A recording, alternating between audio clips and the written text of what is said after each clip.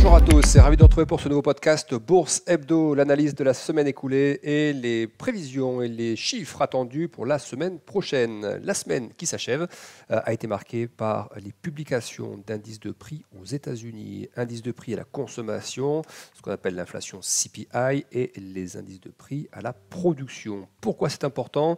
Parce que les marchés sont toujours à guetter des signes de la trajectoire des indices de prix pour anticiper au mieux les décisions de première baisse de taux de la part de la Réserve fédérale aux États-Unis et en parallèle des décisions prises aussi par la Banque centrale européenne par rapport à ces premières baisses de taux, là aussi attendues plutôt au mois de juin. On va en reparler. Pourquoi on parle donc de ces indices de prix ? Eh bien parce que c'était des drivers importants pour le marché cette semaine.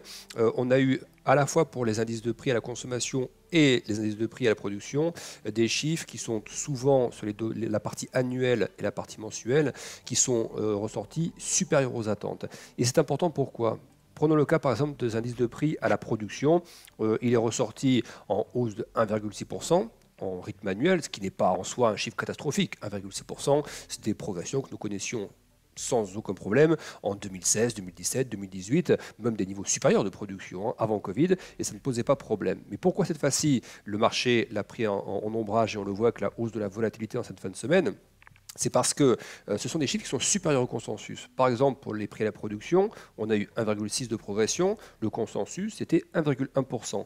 Et le chiffre précédent, c'était 0,9%.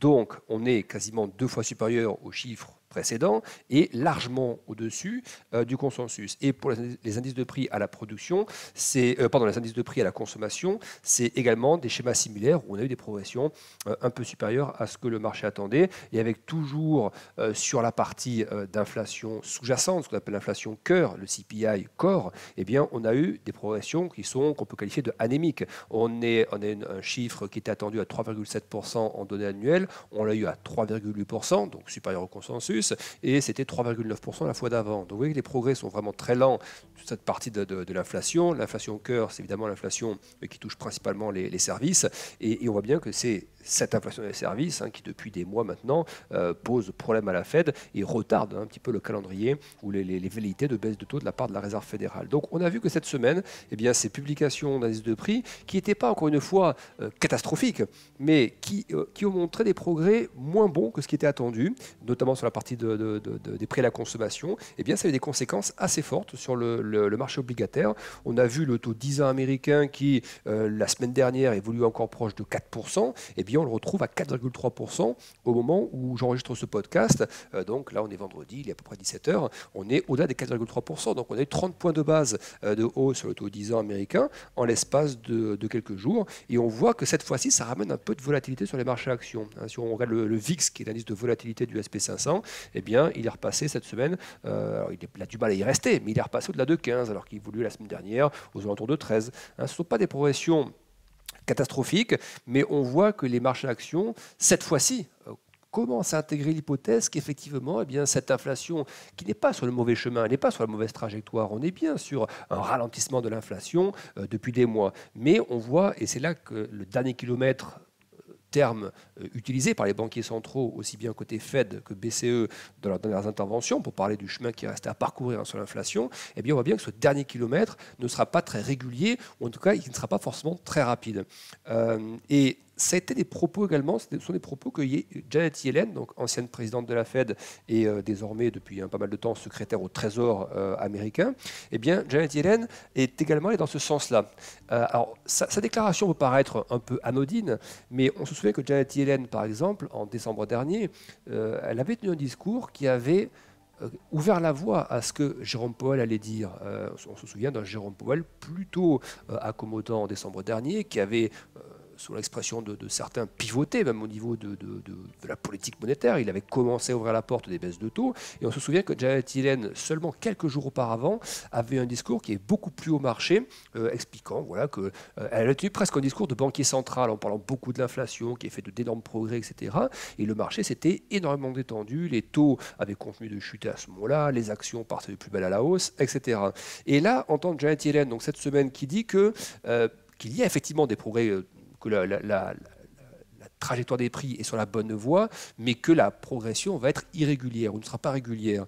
Et elle emploie ce terme-là, je pense que c'est à dessein, c'est volontairement qu'elle a expliqué ça, c'est son interview à Fox Business, pour justement peut-être montrer ou exprimer un sentiment, peut-être un peu de, je sais pas, on peut dire de malaise par rapport à, d'un côté, effectivement, un marché obligataire qui price bien ces déclarations, qui price bien le fait que les indices de prix ont une trajectoire qui ne va pas très rapidement vers les 2%, qui price bien le fait que la Fed elle-même a repoussé les anticipations de baisse de taux. Le marché, on se souvient que fin décembre, les anticipations de marché sur les baisses de taux en 2024, c'est entre 6 et 7 baisses de taux anticipées de 25 points de base. Désormais, là, au moment où on se parle, on est sur 3 baisses de taux anticipées. Donc ça, le marché obligataire l'a bien saisi, l'a bien corrigé dès le mois de janvier et février, quand plusieurs membres de la Fed ont expliqué qu'effectivement, les baisses de taux, ce n'était pas pour tout de suite, alors que Jérôme Powell, en décembre, nous expliquait ou semblait vouloir dire que c'était dans pas trop longtemps. Et pour l'instant, on voit bien qu'il n'y a toujours aucune baisse de taux sur la table. Donc le marché obligataire l'avait bien corrigé ça. Mais le marché action, lui, n'a cessé de grimper, tiré à la fois par les résultats des entreprises de tech, par le thème de l'intelligence artificielle. Et donc, est-ce que l'on commencerait à avoir peut-être certaines déclarations de Janet Yellen? Encore une fois, elle avait impacté le marché très favorablement en décembre. Est-ce que cette déclaration, cette semaine, ne visait pas à... Pourtant, elle n'est plus membre de la Fed, hein, mais le marché l'écoute toujours. Est-ce que cette déclaration sur le rythme de l'inflation, elle s'est aussi excusée clairement, elle s'est excusée en disant qu'elle regrettait d'avoir dit à l'époque que l'inflation était transitoire. Donc vous voyez, c'est une espèce un peu de mea culpa dans un mélange également de constats que le retour vers le 2% va se faire de manière irrégulière, même si on acquiesce que des progrès ont été réalisés. Eh bien, ça aussi, ça participe à l'état un peu psychologique du marché de se dire, tiens, c'est quand même un peu moins, je ne vais pas dire mielleux, mais un peu moins tout rose et tout linéaire que ce qu'on avait pu entendre précédemment. Donc ceci cumulé aux indices de prix, CPI et PPI, qui progressent, mais moins fortement qu'attendu, dans le bon sens donc, hein, mais moins fortement qu'attendu, eh bien le marché commence à cogiter un petit peu à ça et se dit que peut-être le moment de prendre peut-être quelques gains, parce que finalement les rendements restent élevés, les taux restent élevés, sont redressés beaucoup ces derniers jours. Et que donc, montrer peut-être un peu de prudence quant à l'approche des premières baisses de taux ne serait peut-être pas une mauvaise chose. Et il y a un autre élément, je pense, hein, c'est mon analyse, qui fait que le marché a peut-être envie de prendre quelques gains, c'est que dans la phase où les banquiers centraux, en janvier et février, repoussaient les attentes sur les baisses de taux, tant que les statistiques macro-américaines étaient solides et que les entreprises publiaient des bons résultats, et la tech encore plus, les investisseurs se disaient, bon, c'est pas grave si les taux se redressent. Tant que la macro américaine tient bon, tant que l'inflation ralentit, c'est pas grave si les taux se redressent, l'économie encaisse bien. Ce qu'on a vu ces dernières semaines, ces 2-3 dernières semaines, c'est des chiffres américains publiés qui sont un petit peu moins bons que le consensus, ou en tout cas qui tombent beaucoup moins régulièrement que ce ne fut le cas en janvier et février, au-delà du consensus. On a des stats, cette semaine typiquement, sur les ventes au détail, ça progresse toujours en termes de consommation, mais moins fortement qu'attendu. Et ce n'est pas la première fois qu'on a des stats de ce genre.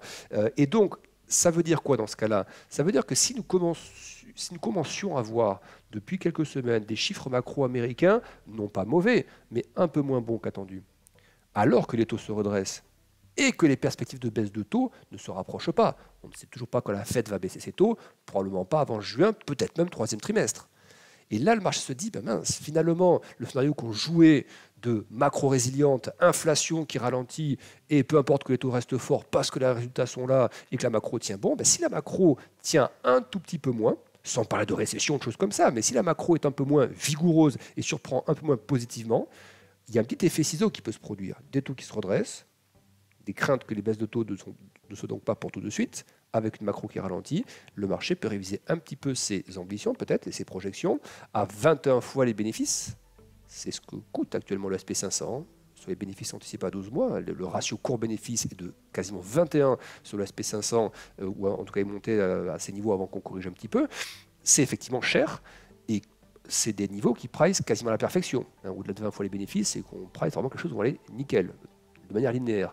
Donc, quand on commence à avoir une musique qui devient un tout petit peu différente, eh bien, c'est peut-être là le moment de prendre un peu ses gains. Et il semble que c'est ce que nous observons là depuis 48 heures sur les marchés américains avec cette volatilité qui est un petit peu repartie. On va parler maintenant rapidement de ce qui se passe en Europe. On a eu pas mal de déclarations cette semaine de membres de la BCE qui s'inscrivent dans les pas des propos de Christine Lagarde la semaine dernière. On rappelle que Christine Lagarde avait ouvert la voie, avait été un peu plus précise en tout cas sur l'échéance de la baisse de taux, de la première baisse de taux, en parlant du mois de juin comme le mois où nous aurions plus de données à ce moment-là pour prendre une décision. On a vu que c'est le gouverneur de la Banque de France, donc membre de la BCE, Villeroy de Galhau, qui a également clairement ciblé le mois de juin comme un mois assez opportun.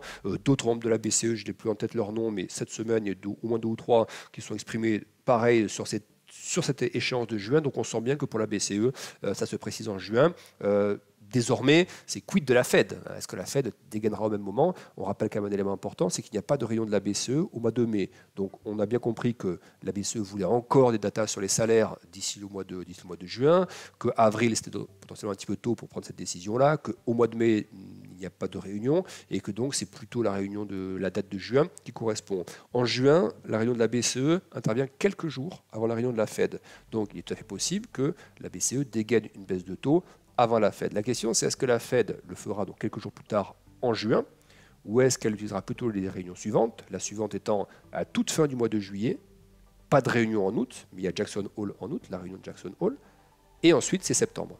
Donc, effectivement, l'hypothèse d'avoir une BCE qui baisse les taux, en tout cas dans les faits, à quelques jours d'intervalle, ce serait possible en juin, elle pourrait baisser à quelques jours près avant la Fed, mais la vraie question, c'est pas tellement à quelques jours près, c'est est-ce que la BCE peut vraiment baisser ses taux 1 mois, 2 mois, 3 mois avant la Fed. En tout cas, on sent bien que pour la BCE, on veut y aller en juin. Pour la Fed, on n'a pas encore de précision et les dernières statistiques publiées ne poussent pas la Fed à agir trop rapidement. Après, ce ne serait quand même pas inconcevable d'avoir une baisse en juin parce que, imaginons que on rappelle que la fourchette de taux de la Fed actuellement c'est 5,25, 5,50.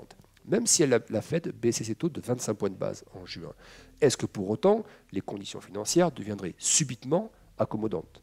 Elles sont restrictives. Le redressement des taux réels également rend cette politique restrictive. Même si on l'allège de 25 points de base, et qu'on fait une pause par exemple pendant 1 mois, 2 mois, 3 mois, est-ce que ça change fondamentalement la donne pour l'économie américaine? Je n'en suis pas forcément bien sûr. Donc la probabilité de juin pour la Fed n'est quand même pas négligeable, mais c'est vrai que les dernières statistiques, en tout cas, que nous avons eues sur les indices de prix, montrent en tout cas qu'il n'y a pas d'urgence, en tout cas, à agir avant cette échéance-là. Donc juin au plus tôt et au mieux, probablement pas avant. Dernier élément sur les banques centrales, c'était vraiment une semaine vraiment marquée, marquée par les banques centrales, mais moins par leur présence ou leur déclaration que par des sources, des rumeurs ou des chiffres. Là, typiquement pour la Banque du Japon, par exemple, on a eu des sources proches de la Banque du Japon qui laissent entendre que ça y est, que les manœuvres commencent au sein de la Banque du Japon pour préparer au premier relèvement de taux. On rappelle que la semaine prochaine, je vais vous en parler dans quelques instants, il y a une réunion de la Banque du Japon, très attendue, réunion au cours de laquelle la Banque du Japon pourrait pour la première fois depuis 2007, rendez-vous compte, première fois depuis 2007, relever ses taux. Le taux principal de la Banque du Japon, il est à moins 0,1%. C'est un taux qui est toujours négatif. Là où le taux de la Fed est à plus de 5%. Donc on voit bien que c'est un monde à part. Le Japon, la politique monétaire du Japon est un monde à part. Et donc on s'attend à un petit séisme à l'échelle du Japon. Nulle part. Enfin ailleurs ce serait insignifiant comme mouvement, mais au Japon, eh bien, on est sur une politique de taux négatif depuis plusieurs années. On est sur une politique monétaire ultra accommodante qui achète à la fois à la Banque du Japon des obligations d'État, donc qui achète également des ETF actions. C'est la seule banque d'une économie développée, banque centrale, qui achète des ETF actions. Vous vous rendez compte, la Banque du Japon a acheté des ETF sur le Nikkei depuis 2010.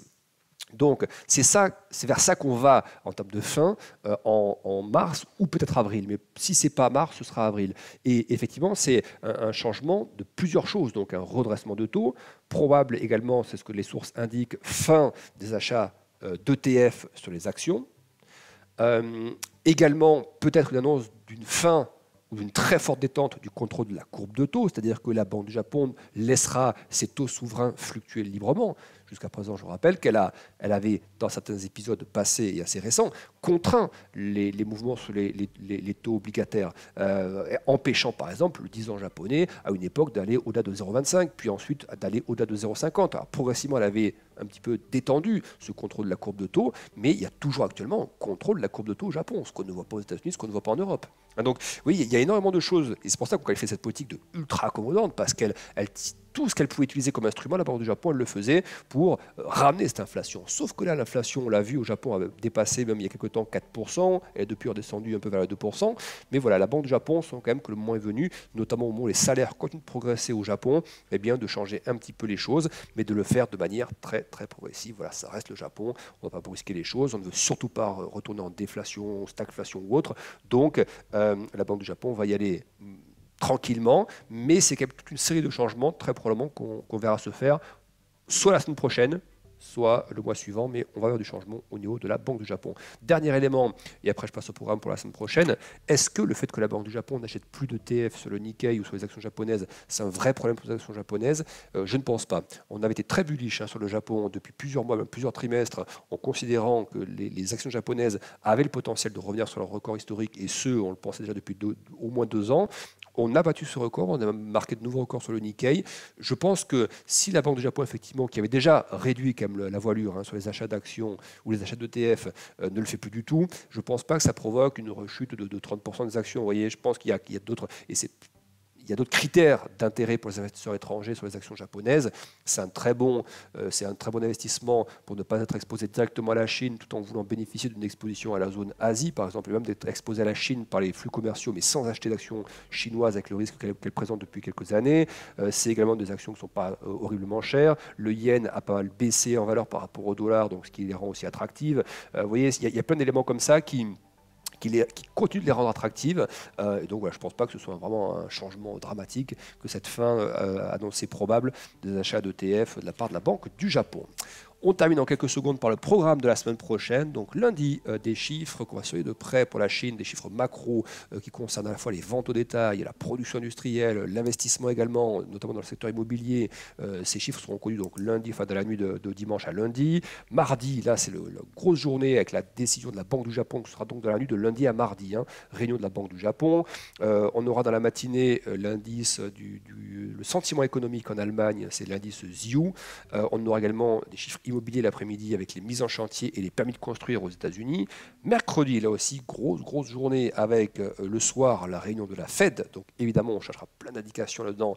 On attendra évidemment Jérôme Powell et puis le communiqué pour voir déjà les nouvelles projections, si je ne me trompe pas, c'est bien ça, mercredi prochain. Donc il y aura également les nouvelles projections d'inflation, de croissance et de chômage de la part de la Fed. Et donc par rapport à ces projections, on essaiera de voir également, on aura les dot plots, vous savez, les projections des membres de la Fed sur ce qu'ils anticipent comme nombre de hausses nombre de baisses de taux d'ici la fin de l'année. Donc oui, c'est cet exercice qu'ils font trimestriellement, qu'ils communiquent. Donc ce sera le cas mercredi soir. C'est une fois par trimestre. Et donc là, ce sera vraiment une réunion importante à suivre par rapport à tous ces éléments-là sur la politique monétaire de la Fed. On aura également un peu plus tôt dans la journée de mercredi un petit discours de Christine Lagarde, et plus tôt dans la matinée, on aura l'inflation au Royaume-Uni. Jeudi, ça continue avec les banques centrales.